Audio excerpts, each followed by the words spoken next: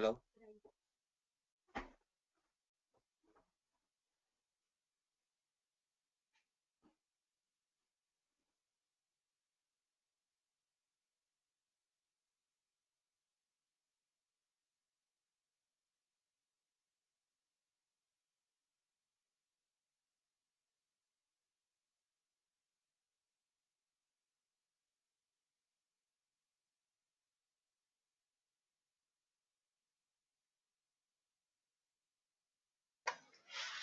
Hello, everyone. It's 2 minutes after 2 on December 8th. My name is Anne Marie Houlihan with Rock Tech, and we're excited to get our webinar started today. I'd like to start off with just a little bit of housekeeping. Anybody, if you're not hearing, well, you won't hear this message, but anyway, you should be getting the audio portion through your computer speakers. If not, you can see there's a phone number right there with an access code where you can dial in. And in addition, it's in the chat that I sent to everyone. So go ahead and look in the chat box if you need that information. I'd also like to let you know that I have muted everyone, and I will continue to mute anyone who joins us after we've begun so that we keep our background noise to a minimum. But we, of course, want to encourage engagement and communication with you, so feel free to use the chat box. We'll be monitoring that chat box, and what we'll do is we'll save the chat questions until the end of the presentation in case some of them might have been covered during the presentation. So we will be watching for that.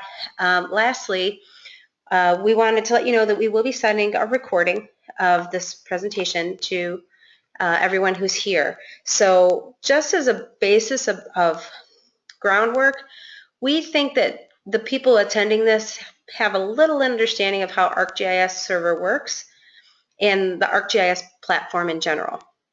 You don't have to be really technologically advanced to be able to follow along with this presentation. Most importantly, we just want you to learn how to make your investment work better and faster, and hopefully it will result in a greater user experience for you.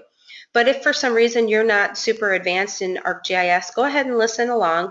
There's going to be something great for you, and know that if you have a GIS developer on your team, you can go ahead and send them the webinar if you feel like some of what we present to you is going to help you at your company. So without further ado, I'd like to introduce Jason Harris. Jason is a Chief Technology Officer at Rock Technologies, and he's been working here since 1998. He has got quite a big job. He is responsible for keeping all the servers alive and making sure all the map services are up and running fast. So Jason's a very committed worker who's constantly got his eye on his customers. He's got a busy job, but he also has a lot of knowledge that we think is going to be really helpful for all those who decided to join us. So I'm going to go ahead and pass it over to you, Jason. Thank you very much, Anne-Marie. I hope everybody can hear me okay. Yep. All right, good deal. So let's get started. Here we go. Just briefly go over the agenda. We're briefly going to review, what we're going to be covering. And first, since you're here already, I shouldn't have to explain this too much, but I want to let you know why I guess Rock Tech has the street cred when dealing with ArcGIS Server and the ArcGIS platform in general. Basically, why we think you should be taking advice from us. But you're here, so that's good. Then we're going to go into checking, your GIS Vital Signs. What are we working with? What's your hardware look like? What's your network? What kind of software are you using, etc. Things like that. And then what types of issues are we looking to fix? Where are these problems manifesting themselves? Maybe you're looking at one of your ArcGIS Server web applications or ArcGIS Desktop, or maybe you're seeing one of your big issues, somewhere server side on the back end. Then we are really going to get down and dirty. We're going to dig in and we're going to show you the tools that you can use to hopefully expose the source of some of these common issues that we see here all the time. So then hopefully after I can show you how to use these tools and where these issues are coming from, these common gotchas, I can hopefully show you some of the easy fixes, some of the things that we come across all the time that you might not know about, but we see all the time. And then lastly, we're going to try to review what you can do proactively to help keep tabs on your system's overall health. All right. So why would you want to take advice from Rocker? Why are you here? Real quick, we've been a business partner since 1997, and when I joined Rock, I was the first employee. This was in 1998. Dating myself a little bit, but these guys were already hard at creating web applications with Map Objects IMS. I wonder if anyone out there actually remembers that. But thankfully, we've come a long way since then. More recently, we're doing obviously a lot of work with ArcGIS Server. We've been working with it since its very first beta release at version 9, and we've really been hard at it ever since. So while we initially started as just developing these ArcGIS Server applications, we've really since moved further and further into creating a robust hosting environment for ArcGIS Server, map services and geoprocessing services, but also creating a very robust back-end infrastructure for other GIS folks, our clients, other GIS developers, and even other Esri business partners. We want everyone to be able to take advantage of this infrastructure that we've built.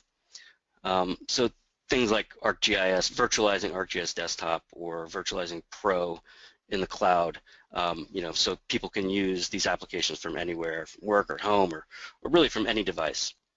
So basically what I'm trying to say is we have that very crucial development experience as well as the technical knowledge to keep these really very complex IT systems up and running at peak performance. Remember back in the old days when us as GIS people, we were just expected to make some cool maps and do some analysis. Well, now we're all expected to wear many hats. We're supposed to be ArcGIS server experts, database administrators. We're supposed to be web server administrators, application developers. We're supposed to know how to navigate ArcGIS online. Lots of different things, and we're also, of course, still expected to get these maps out to people.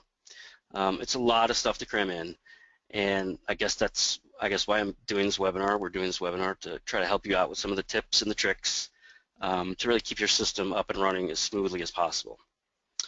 A little bit background on me, like Anne-Marie mentioned, I'm responsible for maintaining a very large number of ArcGIS Server map services and all the hardware that run them.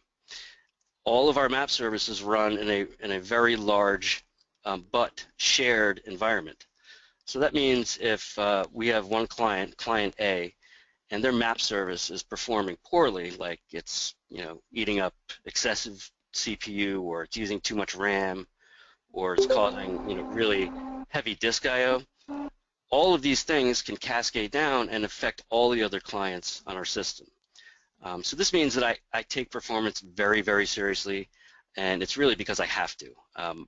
We host map services and provide infrastructure for entities all over the world, and each one of them depends on us for absolute peak performance and the maximum uptime.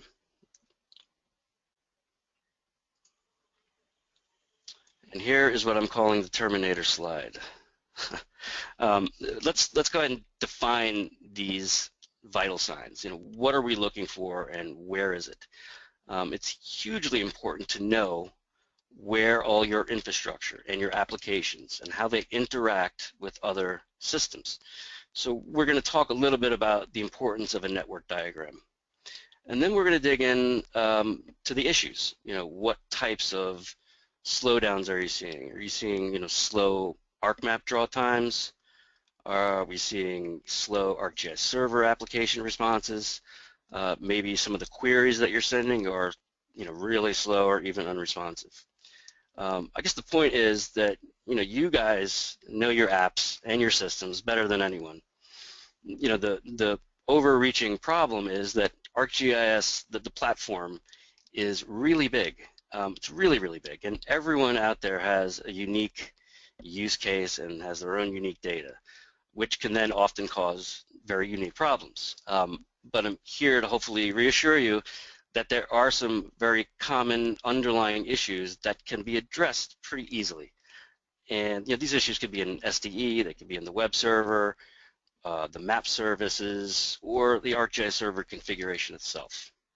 But luckily, there's quite a few little gotchas that we've discovered over the years of doing this, and hopefully we're going to be able to share those with you. So everybody take a look at this diagram while I take a sip of water. Okay, so for me, the very first thing that I do when I am approaching a kind of a problematic situation, and this could be at a client site or when it's maintaining my own infrastructure, I take an inventory and I create a network and system diagram. It's absolutely vital that you have one of these. You have to know where all your stuff is and how it interacts with the rest of the system. Now, it doesn't have to be fancy. A crude little drawing will do. But if you just get started by scribbling a few things down on a piece of paper or a whiteboard, that's a good start. What we're looking at here, this is kind of a dumbed down version of our hosting and virtualization platform. The key here is really to understand what you have and who is using it. You obviously can get very detailed, and you probably should at some point if you don't have one already. Take note of what the network speeds are between the different components. What's your upstream bandwidth? Do you have enough bandwidth to actually serve the amount of clients that are requesting maps from you? What are the hardware specs? How much CPU do you have available on each machine? Things like that. The point is, this is going to be a really very important document that you will refer to all the time. And again, over time, it's going to evolve. But the point is, it's hugely important. And we're still loading. Uh-oh, still loading. Yeah, that's the gag, sorry. So as I mentioned before, there's tons of different issues that people will face. Everyone's data is different. Each has its own little unique quirks. But normally these problems will manifest themselves in the same way. The end result is going to be a slow loading map, a slow query, or a slow draw time. And yes, that is the ever-dreaded loading icon. It's what all of us GIS people, web developers, GIS professionals alike, we fear this the most. To be on a web app and to see the loading spinner just gives me chills. It keeps me up at night, truly, believe it or not. But the end result is you're going to see this guy banging his head on his laptop. It's a bad user experience. We really need to avoid these types of situations at all costs. So what can we do about these issues, these slow loading maps? We can just start by looking at a poor performing web application. That's really a good example. I think everyone here is probably somewhat familiar with using a web application, hopefully. And I'm guessing that at some point, maybe you've noticed a map that's drawing slow, or you're getting that loading icon. And you're probably wondering, why is this thing taking so long? What's the slowdown? Well, there are tools that we can use to diagnose these slowdowns. Let me tell you the absolute very first thing that I will do if I, basically on any website, but for the point of this, when I visit a web mapping application, I am going to fire up what we call the developer console. Every modern browser has one of these, and normally you can access it by hitting your F12 key when you're actually viewing that web page. So once that's opened, to be honest with you, you're going to get a little bit overwhelmed. There's a huge amount of information presented to you about this website or this mapping site that you're looking at. It really does provide you a tremendous amount of information about how that browser communicates, interprets, and interacts with the web server that's running our GIS application. So, like I said, there really is a ton of information. You can see that little On the bottom there, that's the developer console. I'm looking at a general GIS web mapping application. On the bottom there is the developer console that I was talking about. Hit F12. But out of all of the options that you can see there's a ton of tabs. You can look at the HTML structure, the style sheets, the JavaScript, all sorts of stuff. But the one that we're really interested in, and it's the one that's highlighted with that little red arrow, that is called the Network tab. And its purpose is to capture and log all the network requests that are sent to and from your browser to the web server, meaning the ArcGIS server. And this really is a huge deal when working with websites that send information back and forth to the server. It's an interactive site. And think about it, that's exactly what our common interactive mapping applications do. So if we can take a quick step back and we can quickly talk about how ArcGIS server web applications work. And this is really, really high level. Many of you guys might be developers, but many of you might not be. So this is just going to be real high level. I don't mean to insult the intelligence of anyone. But anyway, generally speaking, when we're viewing an ArcGIS server web application, and regardless if it was programmed using Flex or more recently the JavaScript API that's from Esri, basically both of those, all they are wrappers for what we call REST requests. Okay, these REST requests, we can capture and see these REST requests inside the developer console. You can watch these requests go by as you actually interact with the map. It's actually very cool to watch this stuff, but I'm guessing I just pegged myself as a total nerd. But yes, I actually like to watch REST requests go through in my browser. But what are these REST requests? Well, basically, it's just a big, long URL that tells the ArcGIS server what to do. So, for example, if you click a button on the browser in the application, it's going to send these REST requests off to the server with instructions on what to do. Like, for example, press this button and it's going to pan the map to the west. The server then processes this big long URL, reads it in, does its special little stuff, and then it sends the response back to the browser. This response could be a map image or a set of data or a geoprocessing result. This is the main form of communication between the browser and the ArcGIS server. So now that we can actually see these exact requests going through, this is really huge. Let's take a little bit closer of a look at this developer console and some of the information it can give us. Right here we can see at the top, we can see some simple tile requests from a cached map service. Generally speaking, these should be quite fast since they've already been cached and created beforehand. Then we see, moving down, we see some queries. You see that where it says get query? All right, those are queries that we send off to ArcGIS server. Further down, you'll start seeing dynamic map requests. These are the maps that the server has to create on the fly and can often slow down the app.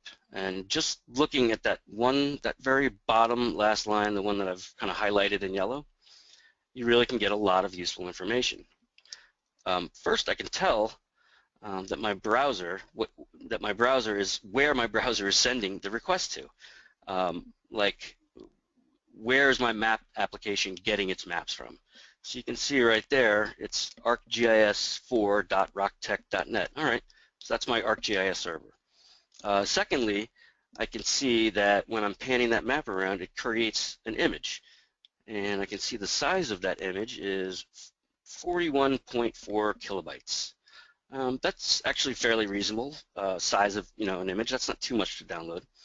But most importantly, if you look, you can also see the total time that it took that specific request to complete.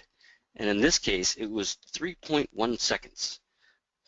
3.1 seconds isn't exactly terrible, but it's not optimal either. I'd like to know exactly, if I'm looking at that request, I want to know what's causing the slowdown. I just found it right there. I can see that that request is taking too long. So I can dig in, I can get a little deeper, and I can investigate that particular request even further. But before we get too deep into examining, the specifics of these requests, let me just open up a common web app, and you can see the developer console in action. You can see some of this cool stuff.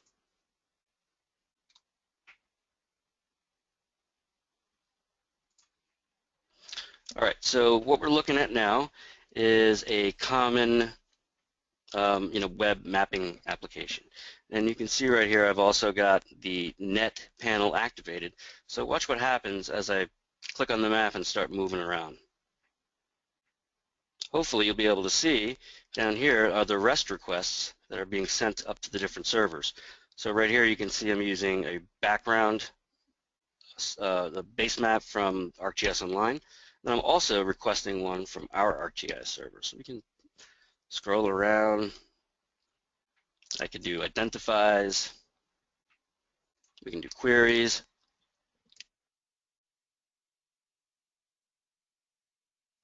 And then do some highlights. You can see right here, these are the big, long REST requests. Hopefully everybody has a good idea of what I'm looking at here. But basically, as I move the map, these URLs get sent to the server, and then the server will respond back. So let's just say I look over here.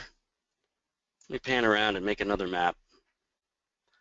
What I can do is I can actually right-click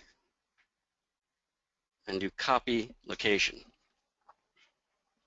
And this is where it really starts getting interesting, and the nerd in me is really going to shine through. So I've got this really huge, long REST request. What I'm going to do is I'm going to open up another tab, and you can see as I paste it in, all this is a big, giant, long URL full of gobbledygook that you might not be able to read, out of the box. Somewhere in this big, long URL, there it is right there. It's usually at the end, and there's a little parameter called f. And right now it says f equals image. So, all right, f equals image. I'm going to hit return. And you can see it did exactly what I told it. It returned me an image. That's what the f on the end means. But again, I can't really read all this gobbledygook up here. This is a little bit too much. So what we can do, this is a little trick. Hopefully you guys know about this, or if not, this is a biggie. I can change that F to HTML. Watch what happens.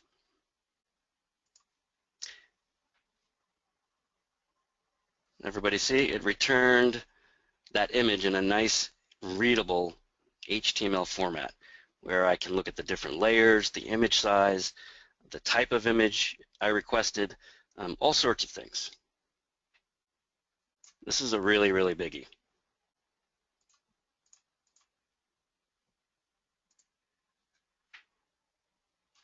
So here we are back to the presentation. Hold on one second. I have to have my notes up, sorry.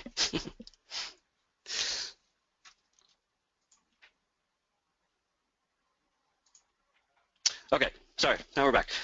So ladies and gentlemen, that was what we quickly saw was the REST directory browser. And in my very humble opinion, it was Esri's greatest single achievement ever. It has made it so much easier to understand and debug your applications. Basically, in short, this REST directory gives me a human way to interact with the map services that I've published. I don't have to know how to write any code. I don't need to know how to write any of these fancy JavaScript functions. I can talk to the ArcGIS server basically in plain English. I can change the different layers that it queries or draws. I can add spatial filters, include geometry, all sorts of things. And the problem is that some of these things, if you're not careful, can slow down your web apps dramatically. So now, hopefully I've showed you how we can mimic these different slow requests, and we can see them in the developer console. We can see that they're taking a long time. So what we want to do is capture those specific requests, and we want to take a look at them using the REST directory. So maybe by now you've used this developer console and you've figured out that, man, I got a really slow running query. Maybe that's a little out of the ordinary. Should it be really querying that layer, or why would such a simple query take so long?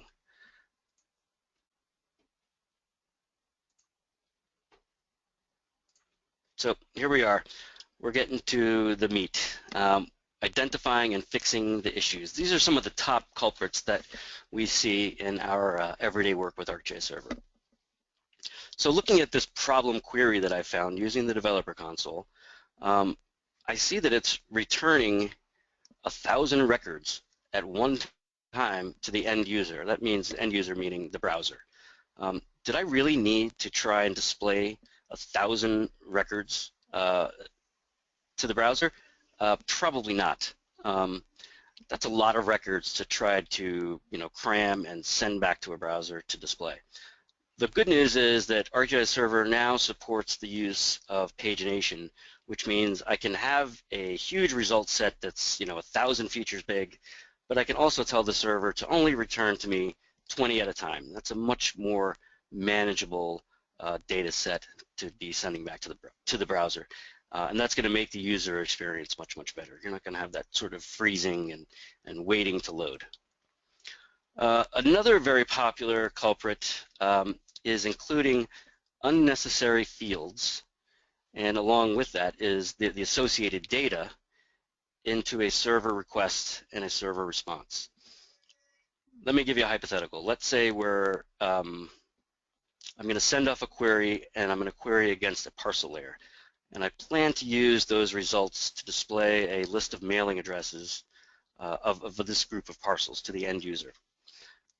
Logically, to accomplish something like this, I only need to ask the server to give me the name and address fields. Just give me the name and address and return those. But now that I've used the developer console and I can see the specific fields that it's requesting, I notice that it's actually requesting and returning all of the fields from that parcel layer. That is a huge amount of extra data for that server to actually have to query from the database and then send back to the browser. Basically, it's going to increase the time that it takes for the user to get the data it needs, which is really exactly what we need to avoid.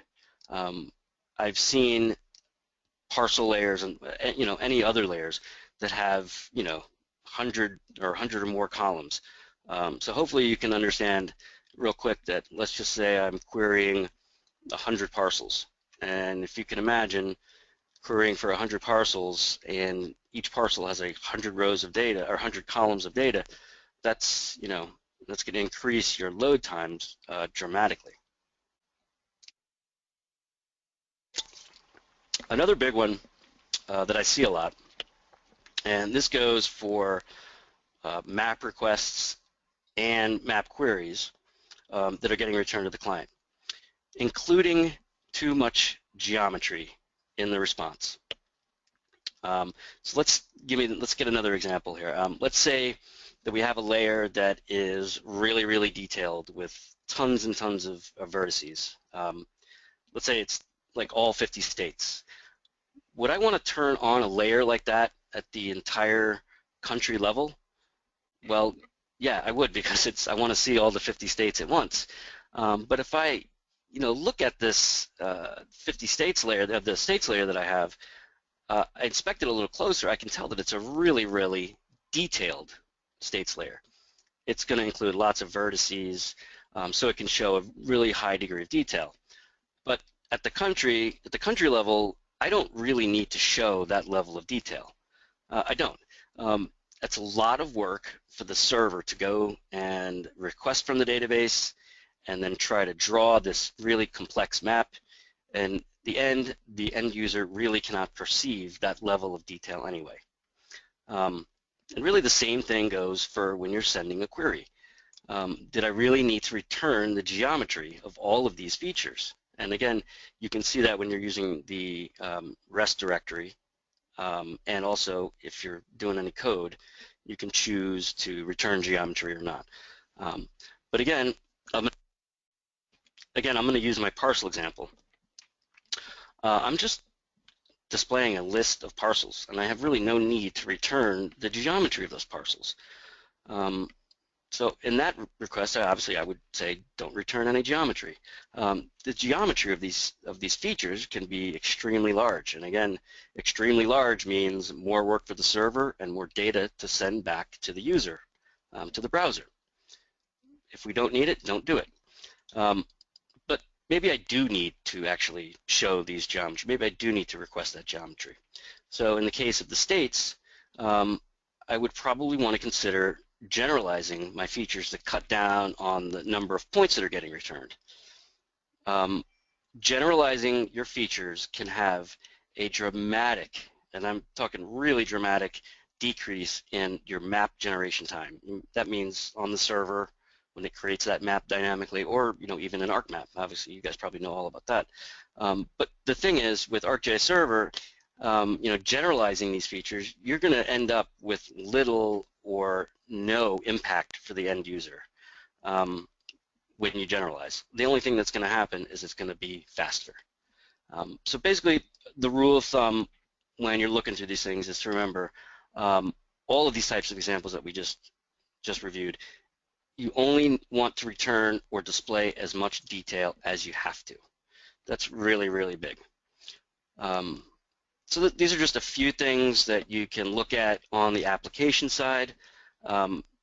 Maybe nothing has really jumped out at you. None of this stuff is applicable. That's when you might want to take another look and jump on the server.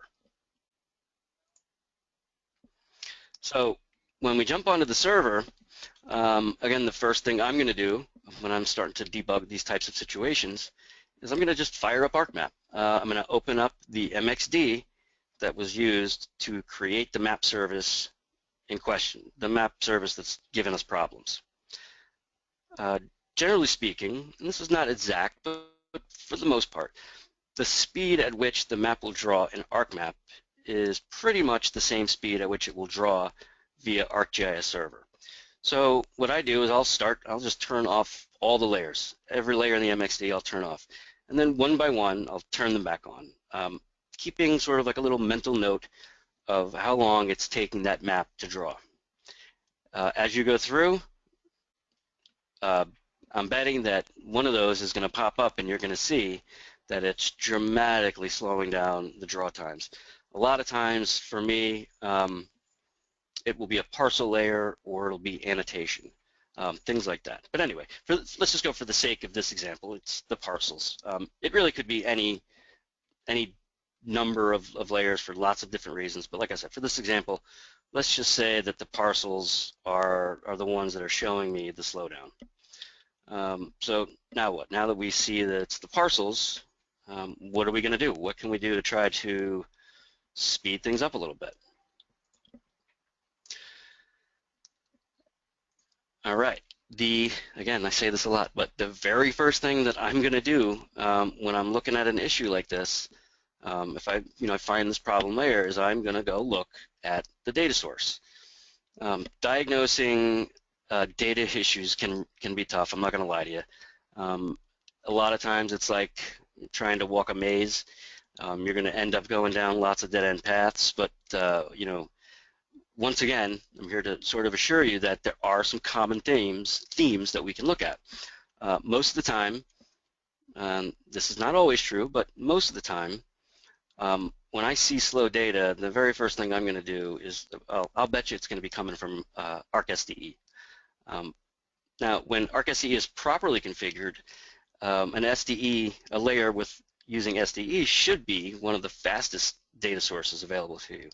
The problem is, if it's misconfigured, a slight misconfiguration can really send it to the bottom of the heap, really slow.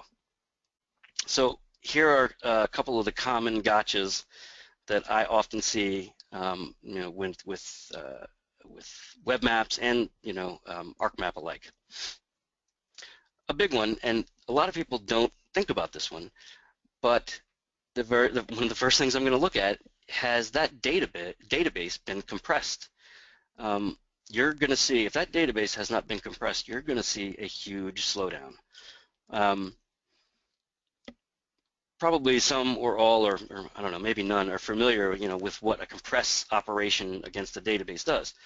The way ArcGIS works and the way ArcGIS SDE works is, when you're editing and things like that, it's going to store these different tables, adds and deletes, and when you compress, it combines them all into one common table. So if you haven't compressed, that's a lot of extra work for the database to do, and then a lot of work for the server to do to, process that data.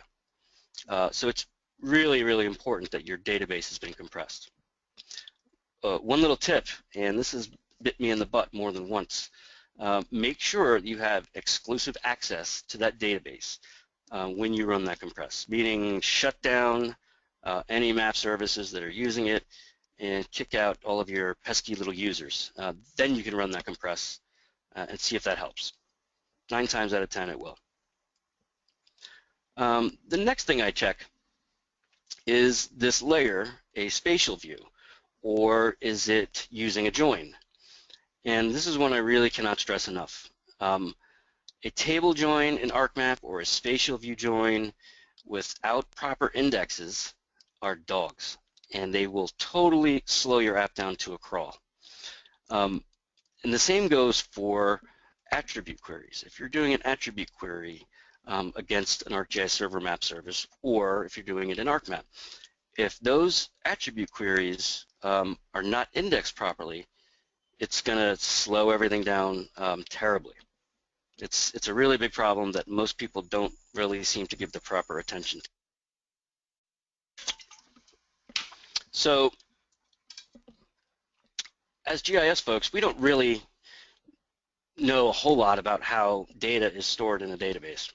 So if you have access in your organization or have a friend or whoever that's a DBA, I would use them.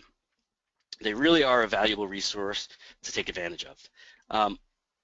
But honestly speaking, sometimes, and this is true of lots of different people, including us as GIS people, they don't really, the DBAs don't really care or have time for us, GIS people.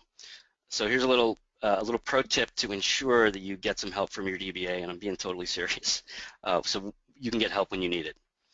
Be nice and play dumb. You kind of go in and say, I think maybe I forgot to add some kind of index to this table, and I'm just sure you'll be able to help me. I promise you, every time it's going to work. They're suckers for somebody asking them for help. Lastly, check out your hardware. Is it really up to the task? Is it capable of doing what you're asking of it? Some key things to look at are CPU utilization, the amount of RAM that's been allocated to the database, things like that. Like for example, if you're using SQL Server on your back end, I would not even consider running a production server without dedicating at an absolute bare minimum 8 gigs of RAM. I mean, that's even pushing it. So the more RAM that you can allocate to a database server, the better off you're going to be. So what can we do proactively? How can I keep an eye on my applications and the health of my server and things like that? This is going to dive into a slightly different topic, but again, like I just mentioned previously, we want to take a better, closer look at our hardware. Sizing out hardware is a whole task in upon itself, but there's a couple of quick things you can do to look at to make sure that you're properly sized. Is your hardware sized big enough to accommodate the load? If you've got a ton of users hitting your app, is your server able to actually keep up with it? What about bandwidth? Do you have enough bandwidth to serve out your map cache fast? Do you have enough bandwidth to push out these dynamic maps to your users? Those are two big ones that can be, very complicated, and very often they get overlooked. Then you could actually go on the server and start tuning your map service. Um, Hardcore map service tuning is, again, it's a little bit beyond the scope of this little tips and tricks type of presentation, but there's one quick thing that you can do, and I always look to do, and that's to check if you've allotted enough server processes to your heavily used map services. Like, let's say, for example, if your heavily used map service is running on only 2 processes, but at the same time it's getting hit really, really hard, that's essentially forcing your end users to wait in line. They have to wait till those requests are done on those 2 other processes. It's real easy to, pop up the number of available processes for those really highly used map services. That's a simple fix. The other thing that I would really recommend, and this is not the most fun thing in the world, but you should really be adamant about checking your logs. Check your SQL Server logs, but more importantly, your ArcGIS Server logs. And there you'll be able to see if some of your data sources are really slow. The great thing is ArcGIS Server has a really wonderful logging system, as well as a really good interface, ArcGIS Server Manager, which probably some of us have used. Yeah, you can inspect the logs using ArcGIS Server Manager. It's pretty good. Hopefully, you'll be able to start looking at some of if any errors start popping up. You can start spotting issues before they really start slowing down, your users and yourself. Lastly, this may sound a little ridiculous, but use your own GIS applications. Don't be afraid to go in and use it like a normal everyday user. Like, go in and use it as if you were your own Aunt Mildred, Aunt Mildred that can barely turn on the computer. Try to imagine someone like her who knows absolutely nothing. How would they use this application? How would they query your data? Something, honestly, as simple as adding one of those little loading spinners, something that's going to prevent the user from, clicking the map 20 times in rapid succession because they didn't get their results immediately. If Aunt Mildred clicks the map 20 times, getting frustrated, that's going to frustrate her, and it's going to tie up the server because that's going to send 20 concurrent requests to the server. And that's, essentially, it's going to bring it to its knees. So something simple as adding a little loading spinner to tell people that, all right, hang on, wait, we're working on it. That can be a huge thing. So I guess in closing, sometimes really the smartest thing you can do is ask for help. This, again, sounds a little ridiculous, but it's one of the things I really enjoy doing the most is going in and talking to people and figuring out what's wrong with their, ArcGIS server setup. Whether it be if it's misconfigured on the server side or there's something in the application. I know it's sad I may not have much of a social life, but I really do enjoy debugging these problematic systems. And I really do. I personally spend a good chunk every day optimizing our systems and the software and making sure that they're really performing at top-notch capacity. So that's it. I hope everybody enjoyed it. I hope you got a little something out of it. Please feel free to ask questions. There's my email address, jharris@rocktech.net, and you can also email the kind of generic info, rocktech.net. Someone will get that and give us a call. But yeah, if you have like a crazy issue that no one's been able to figure out, don't hesitate to reach out and drop me an email. These are the types of things that I really I love to use. I love to do. So that's it. Again, I hope you enjoyed yourself and got a little something out of it. And Anne-Marie, do we get any questions that I can answer? I'm not seeing any currently, but I think people have been so engrossed or you've been so thorough that they haven't thought to ask it. So we've got a few minutes here. Anybody who's got any questions, and take full advantage of having Jason here to help you out. I was watching them pop up during the presentation, trying not to look at them.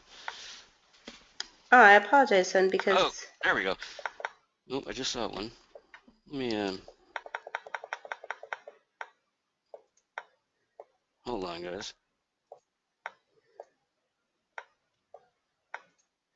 Let me see if I can look at them. Oh, There I we see go. one. I see one There we from go. Joe. Yeah. Okay, Joe, can you generalize features through the REST call, or do you need to handle that via scale in the MXD? Good question. There's a couple of different ways to do that. I like to, you can actually generalize your features on the fly using, I believe it's the one of the geometry calls, using the geometry server. Another thing is obviously you should add scale dependencies to your map. Don't turn on the ridiculous amount of features at a high scale. That's crazy. And then of course you can always maintain, and it's a little extra work, but you can also maintain different copies of the same layer, like for the states. When I'm zoomed in real quick, real close, obviously I'll show one version of the layer, the detailed one. But if I'm zoomed way out, I'm going to show a really generalized version. But yeah, the answer is yes, you can do it on the fly. Okay, great. We have another one from Andy. He wants to know if you were using a custom debugger in your browser. I wasn't. I was using, the one I was using, sorry, let me open it up, was, let me hit F12. This is Firebug. All the modern browsers, though, they all have this. I think even Firefox has its own. Chrome's got one. Microsoft's got one. Again, I'll just hit F12. Oh, and it opened up in another window. But no, not a custom debugger. This is all stuff that's built into the browsers these days. Great. Jim wants to know, can you comment on spatial storage type, Esri binary versus geometry spatial type, their effect on performance? I know, Jim. Jim, we had an understanding you were going to throw me a softball here, but this is not an easy. No. Yes, I can. I believe that this really, actually, this kind of thing bit me right in the butt the other couple of weeks ago. I was migrating somebody's system from, I think, 10.1 to 10.3.1, and now Esri has changed the default storage type. It's not the normal binary that we've always used back in the day. It's moved to this, the geometry spatial type. So the problem was when I migrated this from one server on 10.1 over to 10.3, it kept the same default storage type. So I tried to create, or I tried to replicate these spatial views that I was using, and it was an absolute dog. And the reason it was an absolute dog wasn't the indexing, it wasn't any crazy joins I was doing, it was 100% the use of the Esri binary type. Because I migrated them over, basically replicated the database, those default data storage types remained the same as binary. Come to find out, after many hours of banging my head on the computer, why is this spatial view not working as it should? I find out that Esri binary type does not play well with spatial views anymore. I would have thought that would have been more obvious. Maybe it was, maybe they mentioned that somewhere, but I never saw it. So yeah, so everyone is basically moving to the geometry spatial type. I hope that answers your question. Okay, great. You know what I'm going to do? I'm going to do one thing while we still have most of our attendees online. I'm going to ask that before you log off, if you can send me via chat, just this is our first time running this webinar. Was it helpful? Was it valuable? Is this something you think we should continue to provide to other people? It's hard to do a webinar kind of literally in a vacuum where we can't hear a response from our guests. So I would love to hear if what your thoughts were on this presentation. Go ahead and send that to chat. And even more specifically, if there's things that I didn't cover enough or I glossed over, I really wanted to hit home the importance of these REST requests and how to use the developer console to see them as they float by. I hope I really, pounded that home enough. But yeah, the key is to use that developer console, find the slow-moving operation, um, and then use the REST services directory to sort of as a launching pad to sort of jump you off. This is where you can start to debug your problem. All right. Thanks, everybody. I, again, really appreciate it. And really don't hesitate to drop me an email if you'd like a hand with any bizarre issue you may have. All right. Okay. Thank you. Bye, Jason. Thank you for all you shared. Thanks. Bye.